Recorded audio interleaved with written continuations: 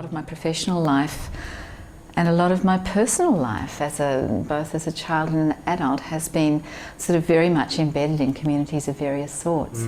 And you know, when I begin to reflect on it, I suppose that's the thing that comes up.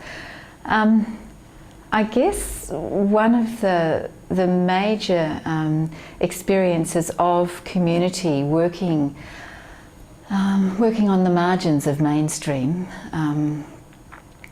education was my involvement in the community school in Fremantle in the mid-70s. And because one of the things I just thought of then is that, you know, I specified that it was on the margins of sort of mainstream stuff, and I think that that's probably very much one of the features of the kinds of communities that I've been involved in. They seem to be just trying to nudge the mainstream along somehow and sitting on the edges there, and part of the joy of being involved in any of the communities that I can sort of think of that I've been involved in has been the sort of support that one gets from other people in this whole process of trying to nudge along mainstream thinking or shift thinking or something. It was a really exciting kind of adventure, I think, being part of that community school. It was a high school that had been established in Fremantle by Gary Burke and his then partner, Janet Levers, and it was more than 2 years old by the time I arrived in Fremantle or in Perth. But interestingly enough, I'd been involved in education over east. I'd done a bit of teaching in Sydney and a bit of teaching in Brisbane, but I decided that what I was ready to do now was to start my own community school, to start my own alternative school. So I really wanted to do this, and I knew that in Brisbane it just wasn't going to happen, because it seemed that every good idea that people on the margins had in Brisbane was squashed. It just fell into a hole. We came to Perth, my partner and I, and I was really interested in pursuing this sort of education business. I went down and made contact with that school, and within 6 months I was working at the school.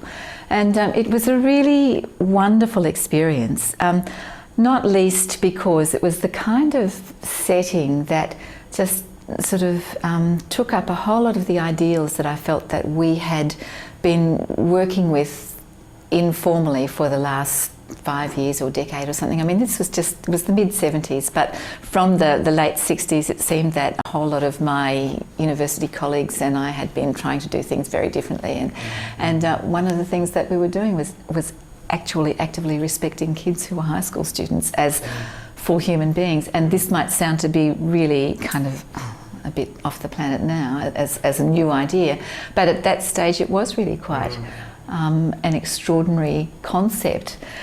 And as a sort of indication of the ways that sort of stuff happened, I'll tell you the story about my interview for this position, all right? So I applied for a whole lot of jobs and I got 5 interviews in a week, all right? So for the first of those 4 interviews, I dressed in my sort of fairly formal public service gear and went and sat opposite a desk and had a terrific sort of interview with whoever it was. And then on the 5th day, on the Friday, I had my interview at the community school, and so I dressed in my most beautiful hippie gear and and went to the school and walked upstairs in this beautiful old house that the school was in there on High Street, and walked upstairs and found a room full of 30 kids and 2 teachers, and I walked in there and they said, well, this is your interview room. So we sat on the floor and we talked for at least 50 minutes about me and about my passions and about the sorts of irritations I might have, and the ways in which I relate emotionally to people, and what kinds of things I was interested in intellectually, and why I lived in Subiaco, and why I'd come to Perth in the first place, and all these sorts of things. And it was the kids who were firing these questions, and it was just such a delight. I mean, it was, I'm not quite sure if I can explain how liberating it felt. It felt absolutely wonderful that it seemed that here was a group of kids who were actively participating in the hiring of staff, and of course I knew that they could also participate in the firing of staff, and they did. And so from that moment, I mean, I just loved that experience, and so I began to work at the school. And from that moment, sort of, I began to, I suppose, see a whole lot of the community development principles that we might name now working in practice. Every week, for example, we had what was called a town meeting, where the whole school came together and sat in this big meeting room, and we would make administrative decisions, and we would discuss really difficult issues like about what kids had been antisocial and what we should do with them as a group, and whether they should be booted out or suspended, or whether they should be just sort of hugged and reprimanded at the same time, all those kinds of things. And often the meetings were very intense, they were very emotionally difficult.